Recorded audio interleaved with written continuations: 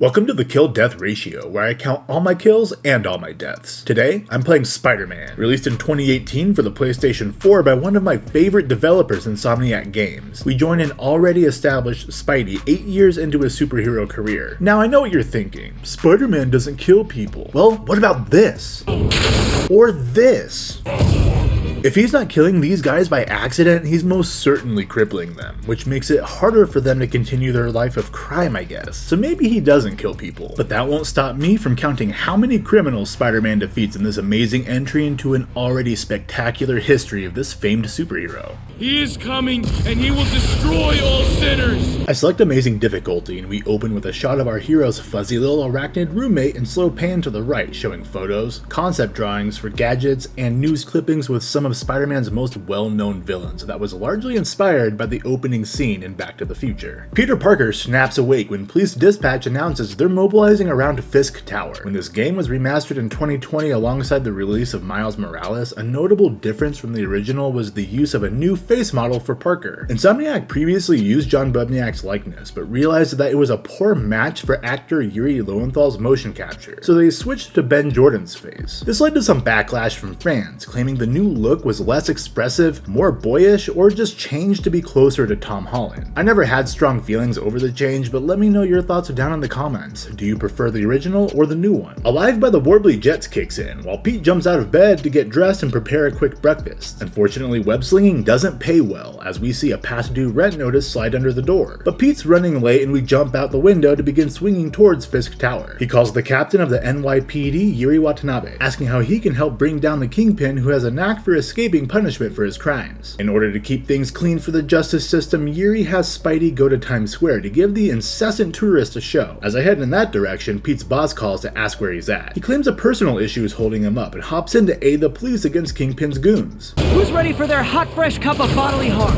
As soon as combat starts, anyone who has played Rocksteady's Arkham games can see the inspiration it had on Spider-Man as he quickly kicks the ass of 13 dudes before swinging over to Fisk Tower where the cops are under fire. Yuri gives Spidey the green light to go well on some more goons littered throughout the tower as every single floor is an active war zone. In an effort to ensure Fisk is held responsible for his crimes, Spider-Man obtains evidence from the server room before it's wiped, successfully wiping the smug look from Kingpin's face. In his anger, he sends more of his men to take me on, who all get bashed and webbed up while taking brief breaks to save innocent civilians trapped by the rubble created from Fisk's bombs. We link up with the bomb squad sent in by Yuri, but the only bombs they're dropping is their partnership with Kingpin. That brain-dead decision gives all 5 of them a case of the brain dead before we move into the next room to take on Fisk directly. You do know I can still see you, right? I toss one of his toys through the glass so he can't hide behind it anymore, and is forcefully fed some knuckle sandwiches. After about a minute of fighting, Fisk temporarily gets the upper hand, not just over Spider-Man, but over his own men too.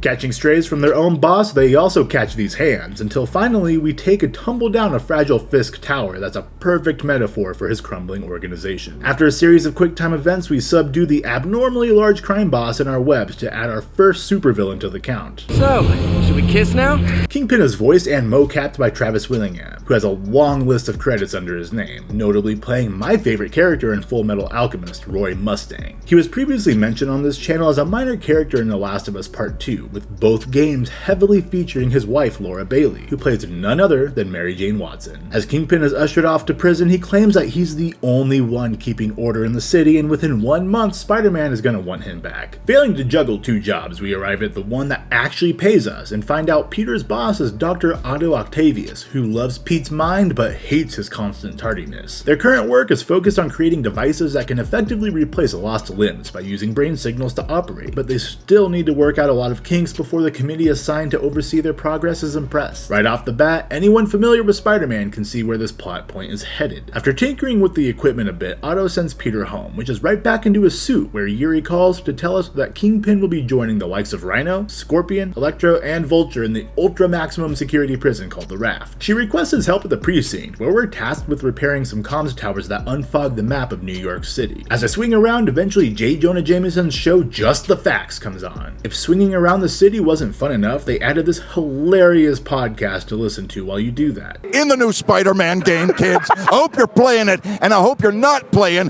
as that web-headed freak. Jameson is voiced by Darren DePaul, who very clearly took inspiration from J.K. Simmons' version of the character, and holy hell is he fantastic. While listening to Jameson's silly BS, I spend some time repairing towers around the city and taking on low-level thugs to inch the count closer to 100. After enough time has passed, Pete calls Otto to confirm he's left the lab so he can head back there to repair his suit that got all torn up during our scuffle with Kingpin. Back at the lab, Peter begins working on his suit, but then unexpectedly Otto comes back and sees it. Fumbling over himself to explain why he has Spider-Man's suit, Dr. Octavius does it for him by claiming it's obvious now that he's the one that designed the superhero's equipment. He promises to keep his secret safe and later sends an email suggesting some improvements to the suit that adds the white spider logo to the front. Even though the game offers a bunch of alternative suits, I elected to keep this version throughout the game because I think it's dope as fuck, and so does Peter. And this dude.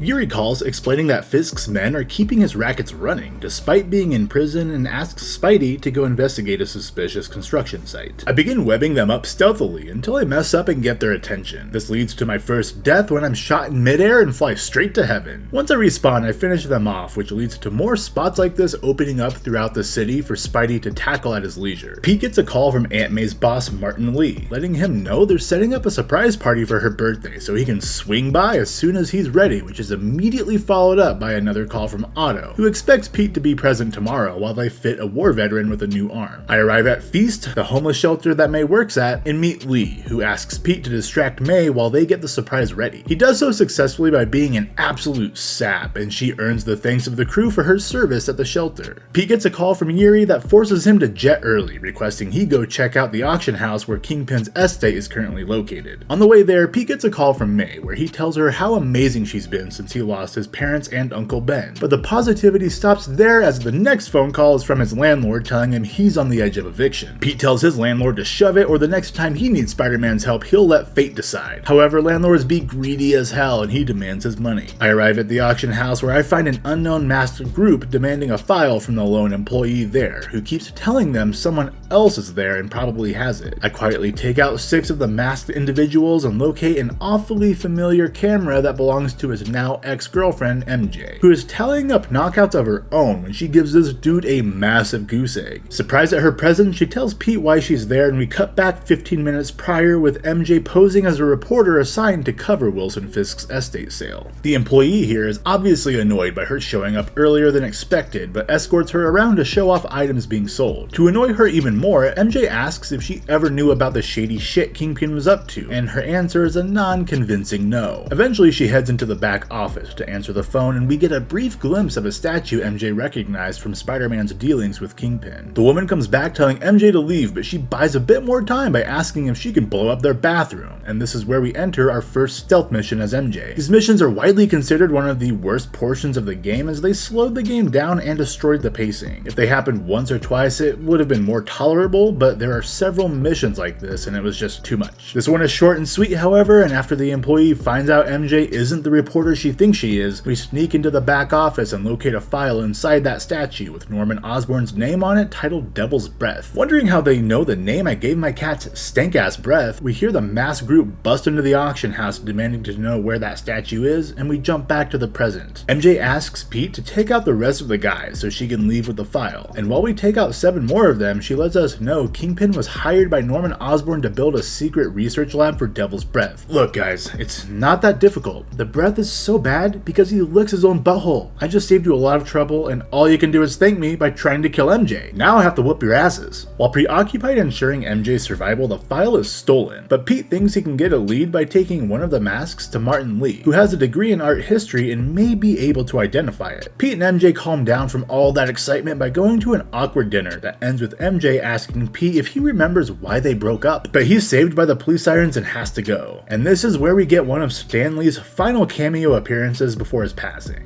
You always were my favorites. Rest in peace to an absolute legend that gave us a goldmine of amazing characters and stories. We cut to Spider-Man mid-swing as Yuri tells us that the Shocker is up to no good. I feel shocked. We show up at the jewelry store and shock the Shocker with our presence. This begins a chase sequence with Spider-Man insulting the man's intelligence several times until we run him down and subdue him with our webbing. You have like zero personality, but your suit is awesome. With NYC a lot quieter now, we head back to Feast to ask Martin Lee about where the mask came from. We learn it's an antique Chinese opera mask with the symbol inside translating to demon. He shows some concern and questions Peter on where he found it, saying whoever's using the mask is probably dangerous. He brushes it off, saying it's a story that MJ is writing, and yet Lee suggests she find another story. Don't be suspicious, don't be suspicious. We leave the shelter and answer a call from Otto telling Pete he is late yet again. We show up just in time to watch the lab get raided by the city under the mayor's orders, who ushers the confused veteran over to Oscorp to be fitted for a robot arm free of charge, stating they're not as cool as robot legs, but it's a less risky operation. Norman walks in taking a dump all over Otto's lab, declaring it a safety hazard and offers a position at Oscorp so he can continue his research there. He then tells Peter he can start the business he and his son Harry have been talking about once he's back from his trip to Europe. Once they all leave, Otto regrettably tells Peter he'll want to start looking for a new job since he can no longer pay him. Pete is used to non-paying jobs though. In fact, we start our shift immediately after leaving the lab and open up more side missions when we test contaminants in the air courtesy of one of Harry Osborn's research stations he has littered throughout the city. That's followed up with more shocking news that Shocker has escaped prison and immediately resorted to robbing again. Yuri claims the guard released him and that the security camera showed the guard under a trance with glowing eyes. Spider-Man swings into the vault and closes it behind him, asking if he can take some cash to pay his rent. Instead, he's forcefully shown the door. This starts our next boss fight with Spider-Man swinging around the bank, avoiding Shocker's blast that completely destroy the place and allow us to trap him under some rubble. This is now my second time subduing Shocker, but he'll only count once. We have another brief conversation with Yuri about Shocker working with the demons who are hitting Fisk properties and beginning to fill the crime void that Fisk's imprisonment has left behind. She asks Spider-Man to meet one of her men at a shipyard owned by Fisk, where I take out the 15 men still doing their job despite the Kingpin's absence. Once they're all taken care of, Officer Jefferson Davis arrives with a search warrant that allows us to uncover an old bootlegger's tunnel the demons used to rob the Kingpin. In an effort to catch them, Spidey uses his webs to stop the trucks, but this demon is adept at the lighter and hairspray method and incinerates the web, forcing Spider-Man into another fight against this new gang while Officer Davis lends a helping hand. With all 12 knocked out, Davis stays behind to arrest them, while I catch up to the truck and take out 2 of the 3 demons with a QTE. Before I can remove the driver, he plays chicken with a semi-truck that causes it to crash fresh into the subway tracks below, and while we try to pull the truck up, the demon driver turns around and speeds right at us. But Officer Davis has been playing a ton of burnout and knocks the truck off course with his own vehicle. This earns him a trip to the hospital and a chat with MJ, who is aiming to become Spider-Man's partner and take down this new gang. Pete goes home to find that the eviction notice has come true and all his belongings have found new residents in the New York City sanitation system. After chasing down the trash truck's location, I locate the driver under threat of a few thugs that meet the fists of a now homeless Spider-Man. The only belonging Pete was concerned about is a flash drive containing a bunch of personal details with one absolute bomb on it. A web bomb! A few more thugs arrive, which enables us to utilize the new gadget pronto, making this back alley look like a Brazzers shoot. Speaking of shoots, Pete's old fling Felicia Hardy, also known as the Black Cat, gives him a call that opens up more side missions that ends with Felicia breaking into Evidence lockup and stealing back her costume. Spider-Man was a collaborative effort between Insomniac and Marvel Games. Creative director of Marvel Games Bill Roseman detailed their first sit-down with the developer, claiming everyone talked about their passion for Spider-Man, which absolutely shows in the final product. Game director Brian Intihar explains that they had zero interest in another origin story and wanted to join the character several years into his superhero career and tell their own unique story. By setting it nearly a decade after obtaining his powers, we also get a ton of Easter eggs referencing various characters, locations, and items that are important to Spider-Man and Peter Parker's story, and ones that are references to other Marvel properties. Without a place to stay, Peter heads over to Feast and crashes on Aunt May's couch in her office. He wakes up to May bribing him and all of you to subscribe and smash that like button like you're the Hulk. Martin Lee enters to say he's heading out of town on personal business. Pete's personal business calls to invite him to Norman's campaign rally where Officer Davis will be commended for his actions against the demons. Going above and beyond, he calls Spider-Man directly to inform him of another Fisk construction site that's being invaded by the demons. Feeling like the Doom guy, I pummel 44 demons to increase my KO count over 250, and climb up to the roof where the remaining few attempt to escape in a chopper. Spidey tries to prevent their escape, but the demons want to make it rain crayons down on New York City. city. This forces our hero to divert his attention and prevent the crane from falling and crushing people below in this awesome sequence that shows off Spider-Man's improvisation. But in a scene that seems as if it was taken right out of the Fast and Furious movies, the demons carry what's essentially a wrecking ball on their helicopter and demo several city blocks until Spider-Man catches up and finally adds the final 2 to the count. Watching the whole thing go down is none other than Miles Morales, who hurries over to his dad's ceremony at Osborn's rally. Jefferson Davis starts his speech while Norman wanders off to take a phone call from an angry constituent that wants to watch him suffer. Pete's Spidey sense sends tingles all the way down to his testes as demons and a certain out-of-towner slowly reveal themselves and commit an atrocity that puts Miles' dad right in the blast radius. We cut to a first-person POV of Miles being dragged out of the crime scene with his mom following in grave concern. We catch a glimpse of Peter and MJ in similar circumstances, but when she confirms Miles is fine, his mom runs back to find Jefferson, and we take control of Miles to save her from any further injury. Since his mom is unable to, Miles volunteers to look for his dad, and after a short stealth sequence, we locate his body and watch as Miles begs him to wake up. A week later, we attend Jefferson Davis's funeral, where Pete tries to relate to Miles over their canon events, and eventually offers a job at Feast to help distract him from his grief. While back in the shoes of Spider-Man, Yuri claims the police can't move against Lee until they have solid evidence. So MJ suggests we go to various buildings owned by Martin Lee, where we reduce the size of his gang by 32 members. The good news is that we found evidence of the demons going after Norman Osborn's campaign offices, so we can get the jump on them, but the bad news is that Osborn decided to hire on the mercenary group Sable International, being led by the always cantankerous Silver Sable. Still on the search for evidence against Lee, we sneak into his Feast office and find exactly what we need, with a journal mentioning his plans, the folder MJ lost at the auction house, along with a demon mask and a sword. We also find a letter to May thanking her for all she's done for the shelter, indicating that Lee isn't simply a monster, but someone who wants to do good, but his strong hatred for Norman Osborn has corrupted him deeply. One of the major themes the developers wanted to explore was a good character tapping into their dark side and being unable to overcome it. That's something we watch unfold not once, but twice during the game, and something I'm interested in seeing Peter Parker deal with now that we know he'll don the symbiote in Spider-Man 2. Right as Pete leaves the office, he's met by Lee, who is miraculously back from his trip out of town, and gives both of the Parkers a warning about the bombers. I don't think you or May have anything to worry about,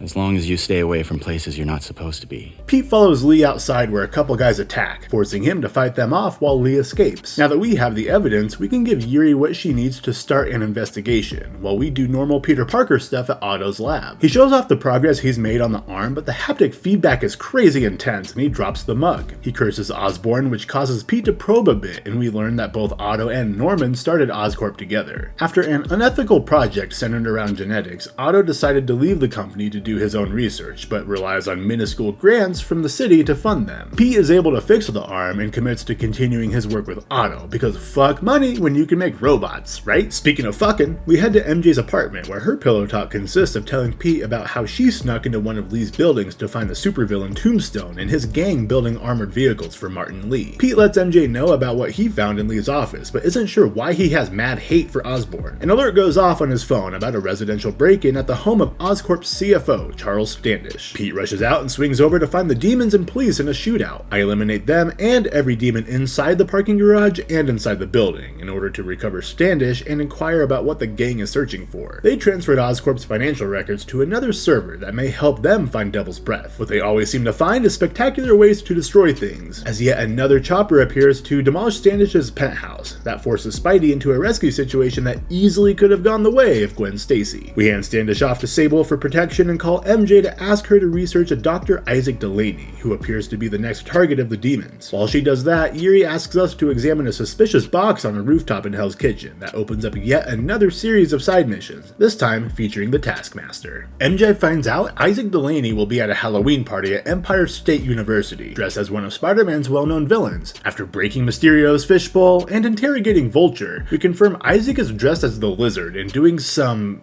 dancing, I guess. I approach the dance floor where a big douchebag dressed as Rhino is more intolerable than the actual Rhino. He distracts Spider-Man long enough for the demons to nab Isaac and escort him into the building nearby. This earns himself some well-deserved humiliation and becomes the first civilian to be added to the count. I follow them inside and give the onlookers a show as I beat off 11 guys before locating their captive. Martin Lee enters and shows us his true power for the first time by turning into Mr. Negative, a relatively new villain in Spider-Man's Rogues Gallery that first appeared in The Amazing Spider-Man in 2007. We see the extent of his abilities as he corrupts Dr. Delaney, blasts Spider-Man backwards, and learns that Morgan Michaels is the lead scientist behind Devil's Breath. Under Lee's spell, Isaac dips out of this mortal realm, and we're forced to take on the remaining demons and the civilians Lee corrupted outside. Spidey calls Yuri to have her search for Morgan Michaels, who is already under Sable protection in an unknown compound they refuse to give any information on. Since they won't cooperate, we go right to the source and sneak into Oscorp Tower and hack into Norman's computer, where we learn Devil's Breath was designed to cure genetic diseases. In its current form, it's an extremely volatile bioweapon that Morgan Michaels carries the only sample of. Afterwards, we swing to Central Park for some peace and quiet, only to find MJ up to no good yet again, and we cut back 15 minutes prior. After some sneaking, MJ surprises a skittish Standish. After recognizing MJ from her work at the Daily Bugle, he tells her that Morgan Michaels is being held at the Bowery, but will be moved to a new safe house tomorrow. He overheard the demons talking about Grand Central Station when they invaded his penthouse, but nobody seems to care. MJ asks what they wanted there, but before he can say, Spider-Man's like, "Sup, pussy?" scaring Standish so badly he falls and bonks his head. Sable overhears this, forcing us to swing out in a hurry. We drop MJ off and meet Otto at the lab, who shows off the advancements he's made with the arm, juggling balls like a seasoned professional. But the ball play got Otto's arms all locked up, so he's unable to pull the Neuralink from the back of his neck. Peter helps while Otto reveals he's suffering from a disease that is slowly making his muscles become unresponsive. His brain will remain as sharp as ever, so in fear of being trapped in a useless body, he's researching intracranial implants, which run a risk of their own by altering his personality. We callously leave Otto on that note to find Miles being bullied by some criminals I promptly send to jail. We give Miles a quick lesson in punching.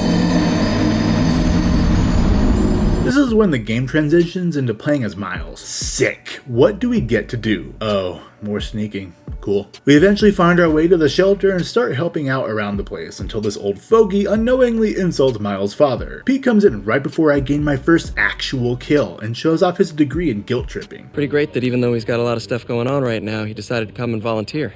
Don't you think?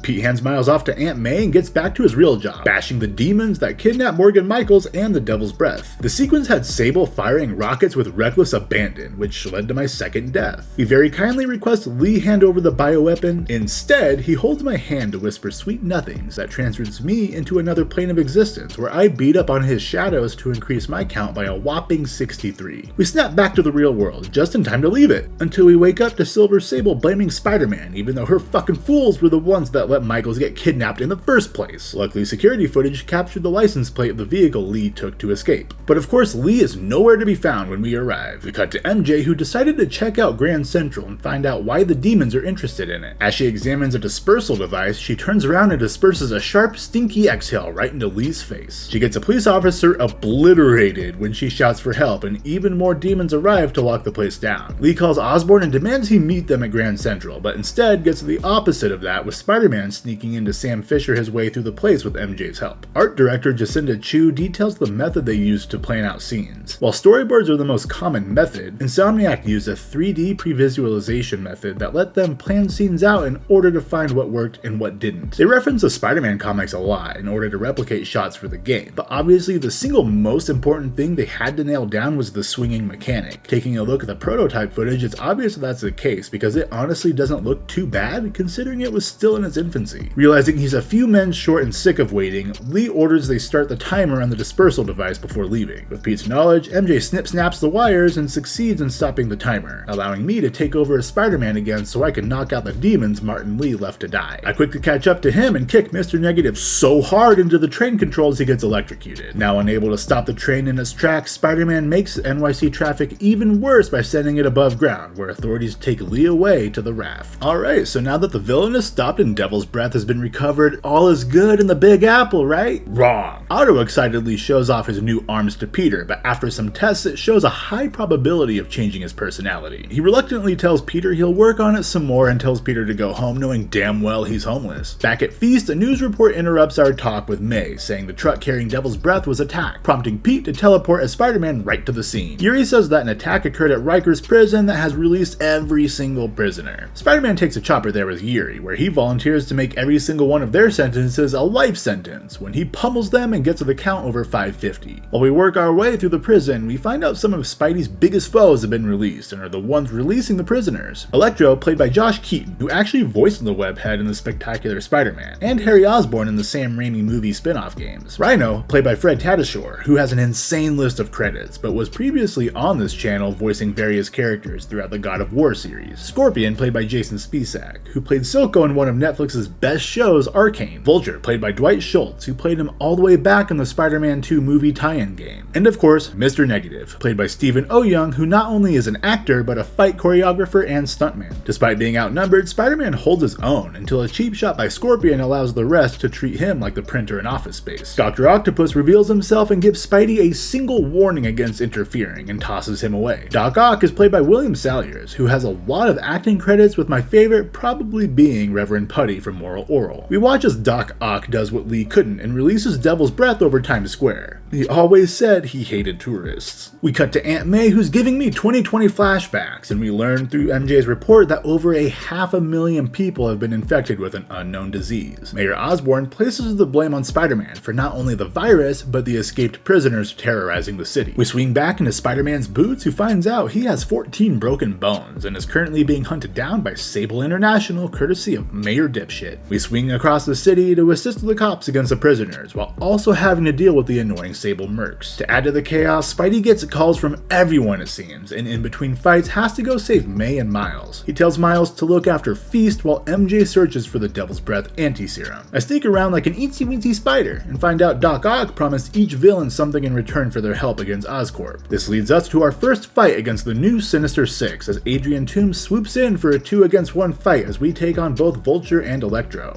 Yo, Adrian, it's me, Spider-Man! What are you babbling about?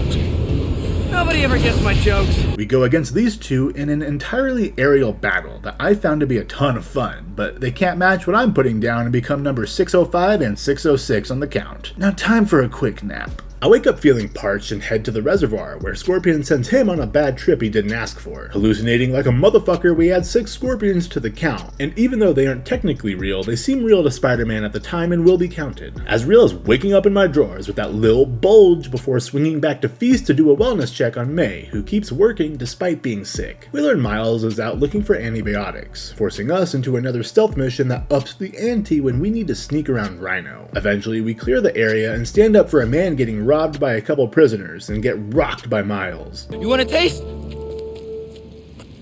Nah, I'm good, kid. We jump back to Spider-Man, who is up for another threesome against Rhino and Scorpion this time. I take down my fellow arachnid first and target the big man, but after being stung by Scorpion's insults for too long, we witness some infighting and lock them both in a shipping container to be shipped back to the raft. With 4 of the 6 villains locked up, we switch from the Webhead to the Redhead, as MJ plans to sneak into Norman Osborn's penthouse to locate the Devil's Breath anti-serum. We rile up some residents who have been displaced while Sable searches the building for threats, but the only threat is a fiery reporter looking to zap them with her stun gun, adding 3 mercenaries before sneaking into the elevator up to the penthouse. While rifling through Norman's home, we find a prototype battle mask that reveals a hidden room. It's password protected, which means more snooping is in order. We burst into Harry's room to find out he isn't actually a Nerup, but undergoing some experimental treatments for the genetic disease his mom died from, explaining why Norman is funding research on Devil's Breath. His journal details all this and provides the password, but then Norman, Sable, and her mercenaries come back. Osborn says they've been useless and is leaving without them to go supervise the anti-serum, which means it's not in his secret lair. While I'm here, I may as well zap another guy and check out the hidden room. Inside is a map that points us to Oscorp's record department as the most likely place holding the anti-serum, but more interestingly, a clip plays showing the unethical experiment that caused Otto to leave Oscorp. It shows a young Martin Lee in a clinical trial using Devil's Breath. It reacted poorly to him, causing an explosion that killed both his parents and gave him the powers he uses now. MJ accidentally causes a ruckus inside the room and has to hide from Silver Sable, who does a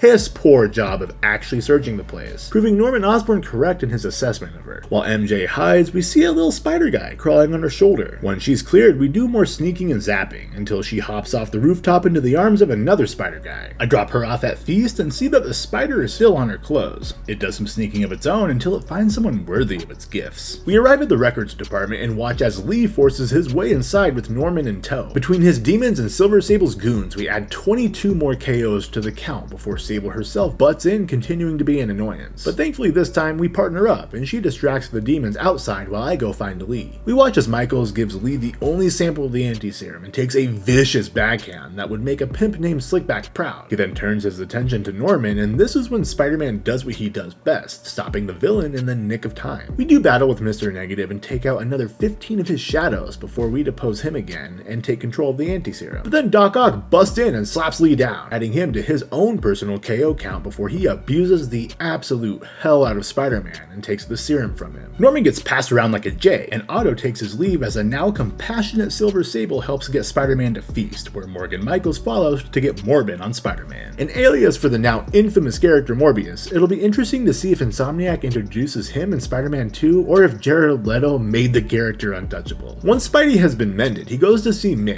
who has fallen ill with the sickness brought on by Devil's Breath and can pass away at any moment. This causes Pete to skedaddle back to Otto's lab to build a suit that can withstand Doc Ock's arms. We cut to Otto and Norman bonding over old times, and knowing he's a big fan of Thrill Rides, he drops Norman, but Spider-Man ruins the fun and saves him right before the end of the ride. After a few minutes of swinging around and throwing debris at Doc Ock, he tells Spider-Man he hates his new suit by ripping a part of the mask in a nod to Sam Raimi's movies. Otto reveals he knew Pete was Spider-Man this whole time, which really angers Pete. His naivete runs deep for believing Otto's lie about Pete being Spider-Man's equipment manager. That revelation allows Peter to remove any inhibitions he has on spanking that Octo booty, taking the next phase of the fight to the side of the building and a really cinematic end to the battle. Pete gets impaled by one of Otto's arms and yanks it deeper inside him so he can pull the Neuralink out, causing Otto to tumble all the way down in his so-called useless body. We pick up the anti-serum and leave Otto there to wallow in his miseries so he can go back to May and make a tough decision. Michaels explains that there is just enough serum to either cure May and doom everyone else, or spend about a day to mass produce a cure. In this heart-wrenching scene, Peter is this close to injecting May with the serum to save her, but contrasting the selfish decision that got Uncle Ben killed, Pete makes the selfless decision to save more lives than the one he loves, making her the one and only actual kill on this count.